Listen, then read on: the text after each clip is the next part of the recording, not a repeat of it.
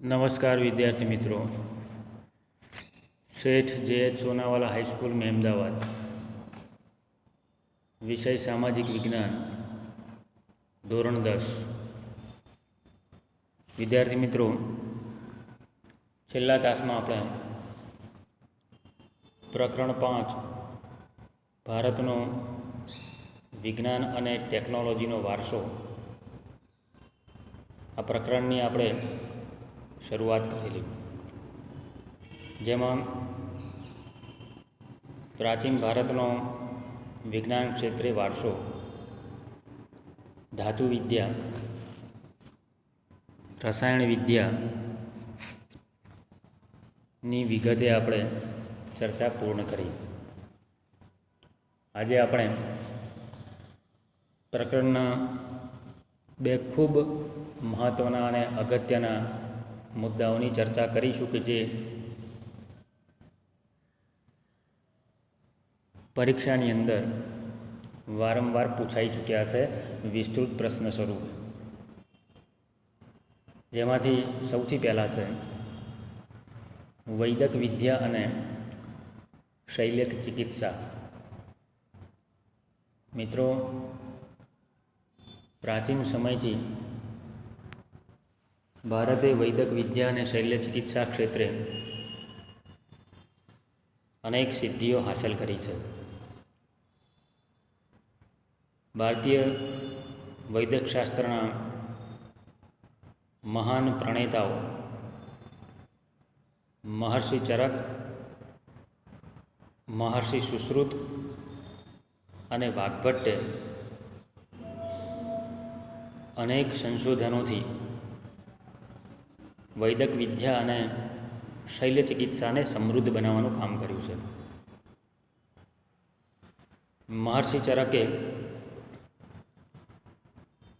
પોતાના ચરક સંહિતા નામના ગ્રંથમાં 2000 જેટલી વનસ્પતિઓનું અને ઔષધિઓનું વર્ણન કર્યું છે. જ્યારે મહર્ષિ સુશ્રુતે એમના દ્વારા લિખિત સુશ્રુત સંહિતામાં શૈલ્ય ચિકિત્સા એટલે કે વાઢકાપ કે શસ્ત્રક્રિયા શાસ્ત્ર, જેને આજે આપણે આધુનિક સમયમાં MS ડૉક્ટર તરીકે ઓળખીએ છીએ, માસ્ટર ઓફ સર્જન તરીકે ઓળખીએ છીએ, એ શૈલ્ય ચિકિત્સાના સુશ્રુત સંહિતા ગ્રંથમાં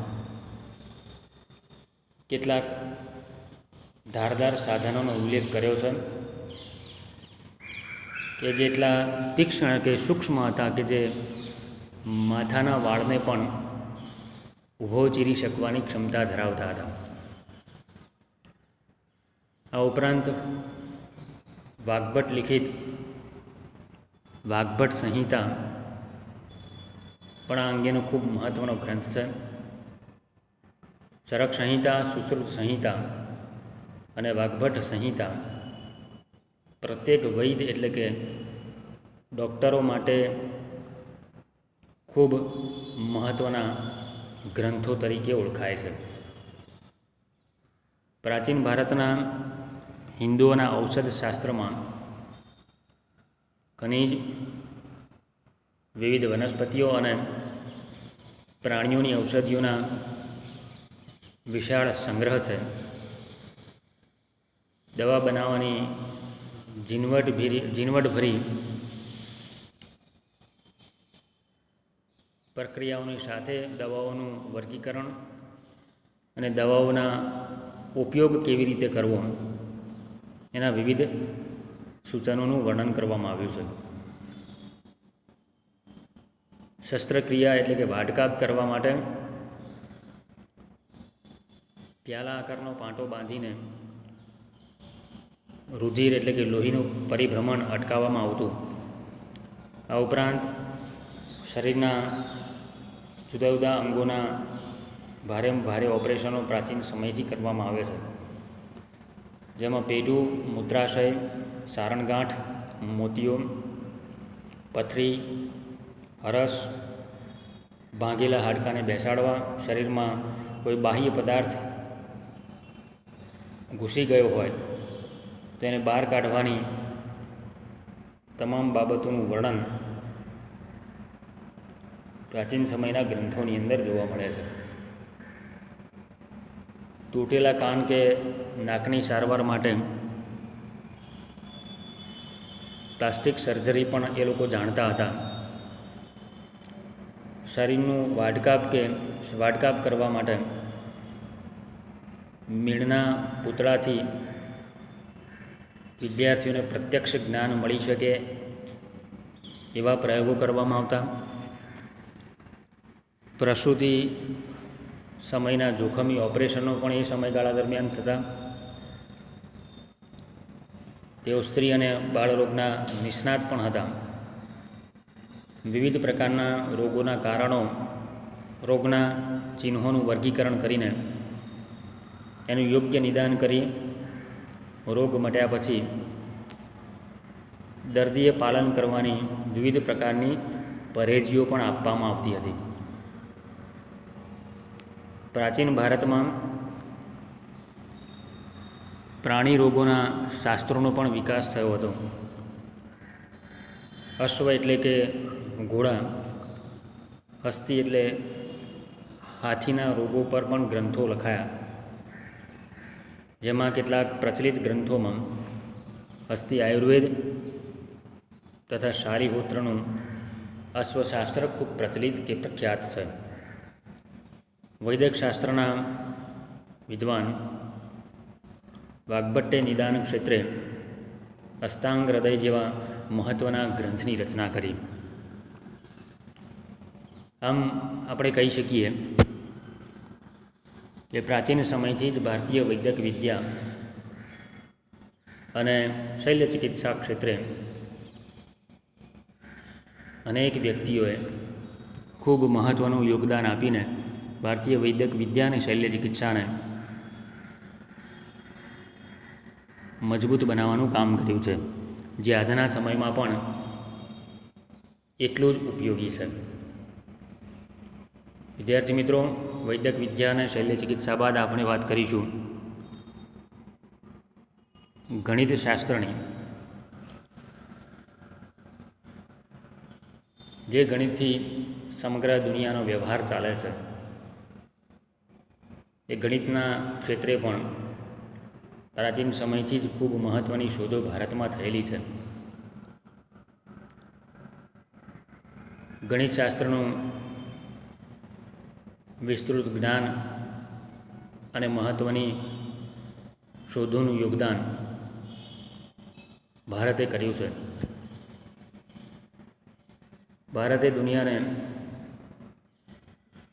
શૂન્યની શોધ, દશાંશ પદ્ધતિ, બીજગણિત, બૌદ્ધાયનનો પ્રમેય, રેખાગણિત અને વૈદિક ગણિત જેવી વિવિધ શોધો આપી. મહાન ગણિતશાસ્ત્રી એવા આર્યભટ્ટે શૂન્યની શોધ કરી. આંકડાની પાછળ શૂન્ય લગાવીને લખવાની પ્રક્રિયાના શોધક ગુત્સમદ નામના ઋષિ હતા. પ્રાચીન ભારતના ગણિતશાસ્ત્રીઓએ એકની પાછળ 53 શૂન્ય મૂકવાથી બનતી સંખ્યાઓના નામ નક્કી કર્યા છે. મોહેંજો-દડો અને હડપ્પાના અવશેષોમાં માપવાના અને તોલવાના સાધનોમાં દશાંશ પદ્ધતિ પણ જોવા મળી છે. એની ઓળખ પ્રાચીન સમયમાં મેઘાતિથિએ આપેલી. ગણિત સાથે સંકળાયેલા બીજા મહાન વિદ્વાન ભાસ્કરાચાર્યે ઈસવીસન 1150માં લીલાવતી ગણિત અને બીજગણિત નામના ગ્રંથોની રચના કરી. તેમણે સરવાળા અને બાદબાકીનું પણ સંશોધન કર્યું. બ્રહ્મગુપ્તે સમીકરણના પ્રકારો બતાવ્યા હતા. ત્રિકોણમિતિ, બૌદ્ધાયન પ્રમેય આ ઉપરાંત આપસ્તંભે શલ્વસૂત્રોમાં વિવિધ વૈદિક યજ્ઞો માટે જરૂરી વિવિધ વેદીઓનું પણ પ્રમાણ નિશ્ચિત કરવાનું કામ કર્યું. એમાં પણ આ સિદ્ધાંતોનું વિશ્લેષણ છે. મહાન ગણિતશાસ્ત્રી આર્યભટ્ટના આર્યભટ્ટિયમ નામના ગ્રંથમાં પાઈની કિંમત 22/7 એટલે કે 3.14 જેટલી થાય છે એનો ઉલ્લેખ મળે છે. એમણે સાબિત કર્યું કે ગોલકના પરિઘ અને વ્યાસના ગુણોત્તરને દર્શાવતો અચળાંક પાઈ છે. ભાગાકારની કેટલીક આધુનિક પદ્ધતિઓ ગુણાકાર, સરવાળા, બાદબાકી, વર્ગમૂળ, ઘનમૂળ જેવી અષ્ટાંગ પદ્ધતિની જાણકારી આર્યભટ્ટે એમના ગ્રંથોમાં આપી છે. આર્યભટ્ટના ગણિતશાસ્ત્રના ખૂબ મહત્ત્વના યોગદાનને કારણે આર્યભટ્ટને ગણિતશાસ્ત્રના પિતા તરીકે ઓળખવામાં આવે છે. આ ઉપરાંત એમણે દશગીતિકા અને આર્યભટ્ટિયમ જેવા ગ્રંથોની રચના કરી. આર્ય સિદ્ધાંત ગ્રંથમાં જ્યોતિષશાસ્ત્રના મૂળ સિદ્ધાંતોનું સંક્ષેપમાં વર્ણન છે. ગણિત, અંકગણિત અને રેખાગણિતના મૂળભૂત પ્રશ્નોનું સમાધાન પણ શોધવામાં આવેલું. આ ઉપરાંત ગણિતશાસ્ત્રના જુદા જુદા પાસાઓની ચર્ચા ગણિતશાસ્ત્ર સાથે સંકળાયેલા અનેક વિદ્વાનોએ પોતાના ગ્રંથોમાં કરી છે, જેમાં બુદ્ધાયન, આપસ્તંભ અને કાત્યાયન, ભાસ્કરાચાર્ય અને બ્રહ્મગુપ્તનો સમાવેશ કરી શકાય. વિદ્યાર્થી મિત્રો, વૈદક વિદ્યા, શૈલ્ય ચિકિત્સા, ગણિતશાસ્ત્ર ઉપરાંત અન્ય વિજ્ઞાનો ક્ષેત્રે અનેક ગ્રંથોનું નિર્માણ ભારતમાં થયેલું, જેમાં કેટલાક મહત્ત્વના ગ્રંથોમાં પ્રજનનશાસ્ત્ર બ્રાભ્રવ્ય પાંચાલે લખ્યું. ચક્રપાણી દત્તે ચિકિત્સા સંગ્રહની રચના કરી. વાત્સ્યાયન દ્વારા કામસૂત્રની રચના કરવામાં આવી.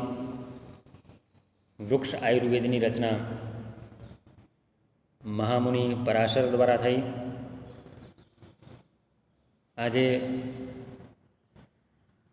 ખૂબ પ્રચલિત બન્યું છે એવું યોગશાસ્ત્ર,